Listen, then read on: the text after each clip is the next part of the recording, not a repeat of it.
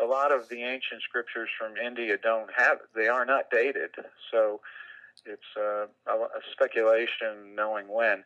But in any case, when you look at the Yoga Sutras, it's a very condensed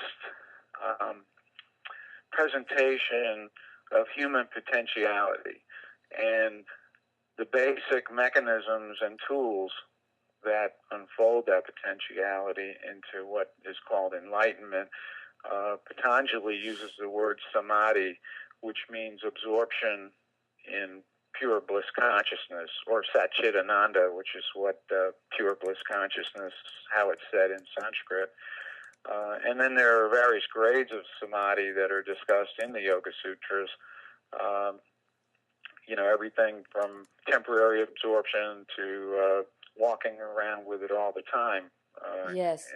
And being active in that state of outpouring divine love. In any case, the 8 limbs are mentioned in there, not with a lot of fanfare, and not necessarily in as organized a way as we use it today. The 8 limbs have been adapted and are used by many paths of yoga, all of whom claim to be the correct teaching, even though they're quite different. And we do the same thing in AYP. We use the 8 limbs really as a template to present a broad range of practices in a particular way, in a particular order, in a particular baseline. But just to briefly go through the 8 limbs, and we've done this before in previous lessons, but it's fine. It's certainly fine to do it here because we're focusing on it. The first one is called yama, which means restraints, and it covers conduct, very similar to Western teachings like the Ten Commandments. We have the do's and the don'ts of conduct.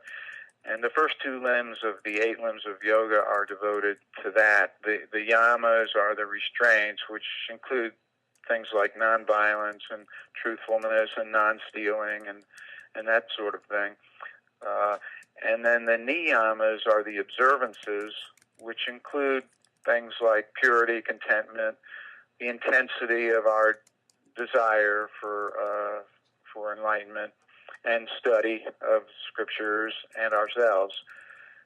So those are the first 2 limbs. And then the third limb will be very familiar to everyone. It's called asana, which is postures and physical maneuvers, which is very popular.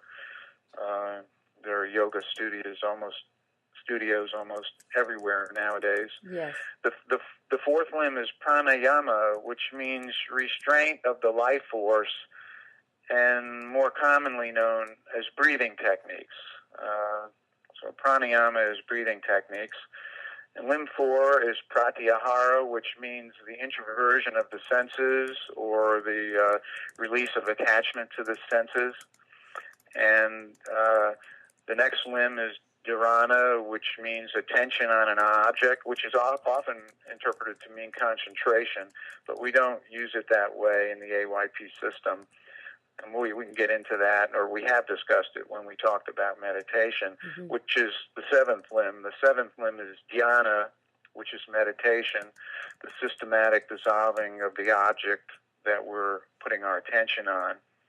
And then finally is samadhi, which we just talked about a few minutes ago, the absorption in pure bliss consciousness, or inner silence, as we call it. So those are the 8 limbs. Now, in AYP, we also take advantage of another category of practice that Patanjali spells out in his scripture called samyama. And samyama is a systematic utilization of the last 3 limbs of yoga: attention on an object, the meditation principle, and inner silence, or samadhi. And samyama is a technique for beginning in silence and then coming back out into activity with amplifying the influence of pure bliss consciousness within us. And these steps, they naturally flow with one another.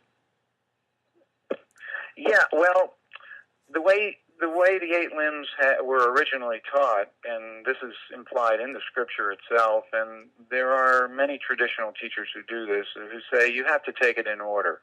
You have to have your conduct lined up before we're going to teach you asanas or pranayama, and you have to have your asanas and your pranayama, and you have to be withdrawing from sense attachment before we're going to teach you how to meditate. So, yes. so traditionally, the 8 limbs have been taken in sequence. However, there have been many variations from that, especially in the last 50 years or so, when teachers have come and said, well, let's start with pranayama.